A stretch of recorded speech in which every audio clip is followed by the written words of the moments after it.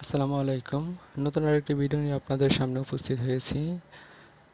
সামাজিক যোগাযোগ মাধ্যমে একটি বিষয় ভাইরাল হয়েছে, সেটি হলো নতুন কার্যক্রম স্থগিত করেছে এনসিটিবি।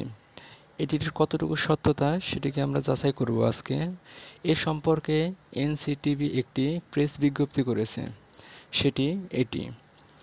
এখানে দেখুন, তারা বলে দিয়েছে নতুন শিক্ষা কার্যক্রম স্থগিত করেছে জাতীয় শিক্ষাক্রম ও পাঠ্যপুস্তক বোর্ড এনসিটিবি মর্মে একটি সংবাদ বিভিন্ন সংবাদ মাধ্যমে প্রিন্ট এবং ইলেকট্রনিক্স প্রকাশিত করা হচ্ছে, যা সত্য নয়। তবে 11 আগস্ট থেকে বগুড়ায় অনুষ্ঠিতব্য শিক্ষাক্রম সংক্রান্ত একটি কর্মশালা স্থগিত করা হয়েছে।